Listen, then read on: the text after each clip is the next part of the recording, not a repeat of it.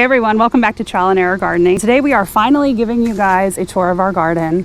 For the past few weeks it has been either blazing hot, like heat wave, heat advisory, or days on end of rain. Today we're finally experiencing some cooler temperatures. It's in the 70s, the humidity is in the 60s. So we're excited to show you guys a few things. Let's get to it. All right, everybody, we are starting on the west side of our house. As you can tell, the sun is kind of facing me, so hopefully you can see everything, but we'll start over here and kind of give you guys a quick tour. We have 2 pots of pentas somewhere under here. We have our Lady Luck, which is a proven winner's recipe, and we have had really good luck with this combination, as the name implies. And actually, we have had to trim this back recently because it was growing over the path, and we didn't want any of our delivery folk to trip on it or anything.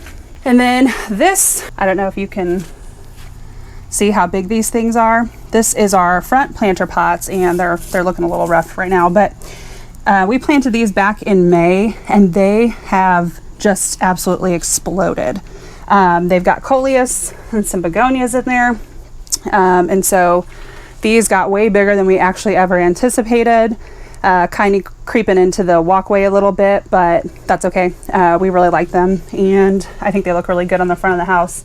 Another one of those combinations over here, our Lady Luck combination pot, and our other penta over here, which is kind of hiding.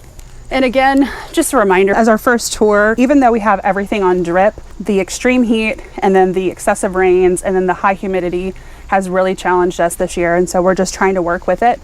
So again, this is kind of like our before picture with all of our gardens, so just keep that in mind as well. So over here, we have 3 ligustrums, sunshine ligustrums. You can tell that one is getting shaded from the Japanese maple there. I believe that is a blood good Japanese maple, if I remember. I'll put the name up on the screen if that's not right. A few years ago, actually, I think 2 winters ago, this thing took an extreme frost around April, and it actually kind of set the tree back last year. So I think it's kind of rebounding this year still too. So if you have any tips on kind of making this thing a little bit better looking, a little happier, please let us know. We'd be happy to try some of those tips and tricks. Down here we have, I believe this is autumn frost hosta, I believe. And so this is the 2nd year for these, and so next year we're really kind of expecting them to do quite a bit better. This is a tricky spot for us because it does get the west sun, but it is shaded a good chunk of the day too. However, I think that these hostas are pretty happy just getting the evening sun. In between the ligustrums, I purchased 2 Back to the Fuchsia salvias that were on clearance, and at the time, the ligustrums were not that large, and I thought it would be maybe a nice pop of color in between those. So we're gonna have to see how those do, and we're not afraid to move plants here. If we need to move things around, we'll kind of watch how everything grows, and if we need to pull those and move them somewhere else, we will. Then up in the front, I actually had some beautiful Proven Winners Silverberry Supertunias in here, and I killed them. Probably in May or early June, and it was very sad, and I was mad at myself for killing them because I did the wrong fertilizer on them. So I went, and since we had already bought a lot of plants by that point, I just went and got some clearance wave petunias and was trying to bring them back. As you can see, there are some blooms, but it is not fantastic right now. I don't know that we're going to get them back the way I would want them this year because the excessive rain has just kind of washed them out. However, we do have, I believe, silver carpet lamb's ear that we tried this year. We have 2 of those, and so that will be a perennial in our garden, hopefully. Nice fuzzy texture on there. Yeah, I try to get this on camera, but you see the kind of looks like fur, and it actually feels like it too. Feels like fur. It's pretty cool. Then we have a dianthus, which I think that might be fruit punch. It's maybe something fruit or punch. I don't know. I'll put it up. Or truffles. I don't know. Anyway, that one actually just reflushed a couple of days ago, and so that was really nice to kind of see some new growth in there. But this spot is looking a little more jungly than I would like. But for now, because of the heat and the rains that we have had, we're just going to kind of let it do its thing. These plants want to live, so we're going to give them a little bit more time and watch how they all grow. Like I said, hopefully we'll have some perennials back in there with the ligustrums and the salvia and the hostas. And then new this year, we have the lamb's ear and the dianthus. And then usually in the fall, we like to plant some bulbs up here. And so we will show you guys when we do that. And it looks really pretty in the spring as well. I don't know if you'll be able to see that color, but that red, that deep red, is why we enjoy this Japanese maple so much. Okay, now I'm going to show you guys our garage planters. So we have 3 of these white planters. I believe they're maybe about 13 inches on the top or so.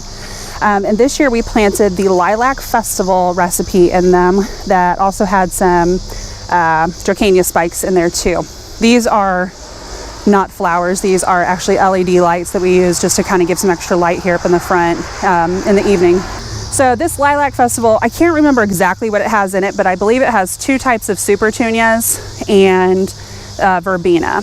This is our 2nd year doing a large recipe like this from Proven Winners. Last year we had Blind Love in there, which looked really pretty, but I think I am done doing these big things up here because they look really good in the early part of summer, and then they start to fade out, and actually you can hardly even tell. So this color is just starting to come back. You've got this lighter one, I think it might be like blue vein or something. But when you look at the whole plant overall, it just doesn't look as great. Now, granted, we've had the heat and then the excess rain, and so that could have been part of it. I did trim it right before we had our big heat wave in late July because I knew it was going to be stressed already, and I was hoping that it would kind of reflesh out with some blooms, but it's not. And so I think we're going to go with something different in the front. I'd like to do maybe the Superbena pink cashmere and just maybe stick with 1 to 2 because I don't think that these pots can hold the amount of roots of these really strong plants all together. So then only one starts to win out, which is probably like this Superbena here. So here's another of that same combination. We have 3 of these total. This one sits in the middle. Watch your shadow. Looking pretty good. Not too bad. Some good color in there. Here's our 3rd one on the south side. Maybe a little more shade than the rest, and also kind of get some extra heat when my truck's sitting here because the sun beats off my truck and then kind of hits this plant. So yeah, it's actually got one. It's trying to grow up the siding. All right, so now we are on our south side garden, which we actually just planted up in May of this year. Did this all through sheet mulching, which is a process where instead of using weed mat and things, you actually use cardboard or newspaper that will break down and provide further nutrients to the plants. So we started off with a thuya right here, which promptly died or burned up. I really don't know what it was that it was having an issue with. But we had that with the 2 Golden Globe arborvitaes, and we kind of wanted that to be the center of this because right behind it is where we put our trash cans.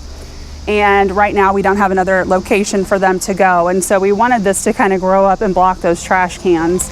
And so anyway, I think we showed you guys that video when we went to Colonial Gardens to go find this as a replacement. We were looking for a replacement arborvitae, but we ended up finding this Hicks U.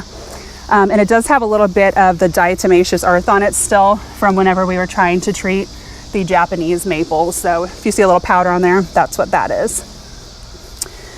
These 2 were supposed to be the same plant. This is supposed to be the smaller of the Proven Winners plants, the cat's pajamas. And I don't know if it was mislabeled or it just really likes its spot there, but these 2 are obviously not the same size. We have that are supposed to be cat's meows.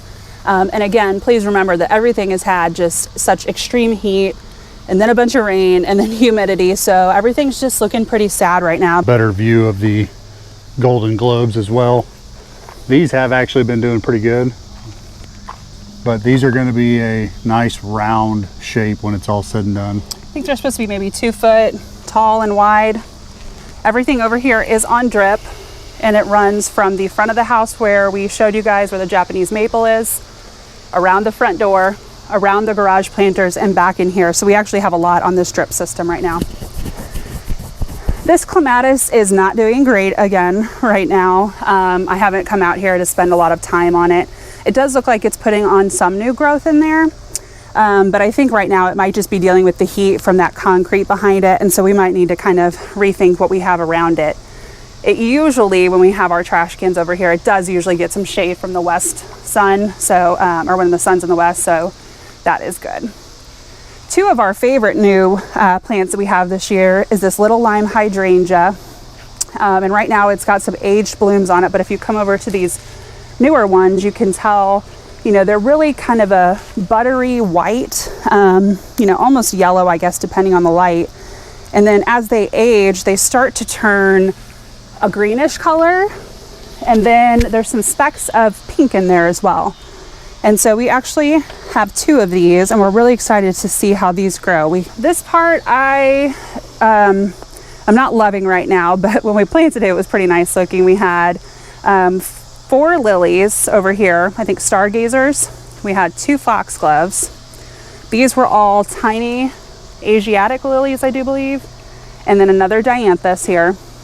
It looked much better in the spring when there was, you know, blooms on it and everything, so we need to probably get some more perennials over here. Yeah, and so what I think I can tell already that's happening, especially with this one here and probably that one there, as you see how this is bubbled up.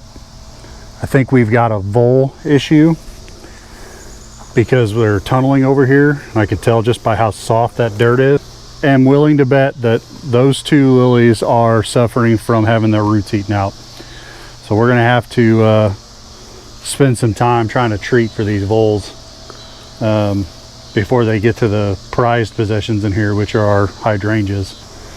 And you see here's the other hydrangea that we've got. And another cat's meow. Trying to hide back there, being overtaken by the Super Tunia bubble gums. Yeah, and there was in here, which is completely gone now, there was some Amazon mist sedge, I believe, in there, and I don't know that we can find it anymore. Oh, it's okay.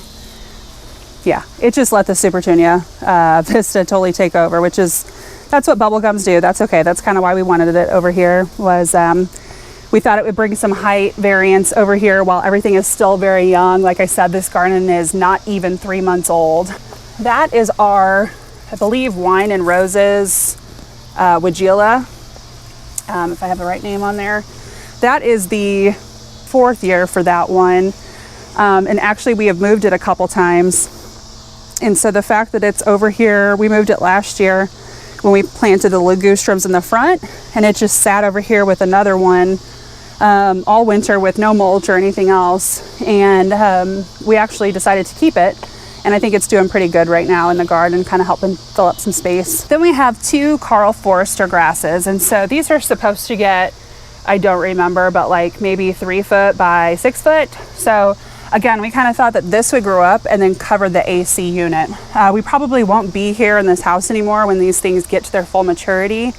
At least that's kind of what we're planning, but we're hoping by the time we sell and pass this on to some other owners, they maybe have a good base in place to you know, have some of the uglier things around the house be covered up with some pretty things. If I'm being honest though, I do believe that this that is poking through is not part of that Karl Forster grass. Pretty sure that's Johnson grass, which is very invasive. We'll pull it. And likes to take over. Johnson grass gets these same, or these plumes on the top. So you can tell the difference between the Karl Forster grass, which has these wheat looking plumes, and then this green. That is, Johnson grass is invasive, and if you have it in your yard, it's best to get rid of it because it will actually start to starve out your lawn. And we're dealing with it pretty bad right now. I come out literally and pull it by hand to try to get rid of it. But the idea is that as everything grows up, when you're looking at it from this side of the house, you'll have a nice pretty landscape to look at. So whoever buys this house after we finally decide to move will have a start. This is our mailbox planter, and I think this is year 4 for it. We struggle with this spot because this is something that is not on drip, and it's also a small space. We had some Supertunia Mini Vista Indigo, and the heat wave and the rain really took it out. But the, I think this is Vinca Vine, is growing.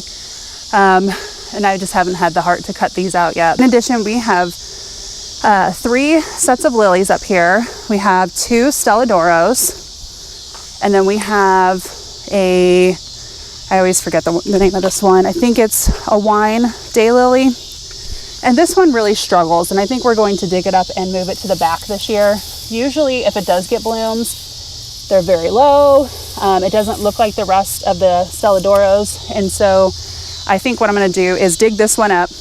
We're going to divide this larger Stelladoro and put it there so we have just 3 of the yellows. Again, usually this time of year we have a lot of blooms, but it's just not the weather we've been given this year. All right, so before we go to the back, just want to explain when you see me having issues with weeds and bugs and everything else, this mess along the side of the house is why. And this is not our property. It runs along the property line, although it has been creeping up on my property. But this is just a jungle. I've tried over the years to maybe get some of it knocked back. Now, not all of it's bad. Some of it is some honeysuckle in there. The sycamore tree is gorgeous. As you can see, I mean, it's just a thick mess back there. So this is what I'm constantly fighting. So when I'm on my videos and I'm preaching about how to take care of your lawn, and then, you know, it looks like mine's not doing so good, it's because I contend with this all the way down my fence. I mean, it is just a mess. And when we first moved here, it was nothing like this, and it's just gotten really bad. So now I'll stop with my rant.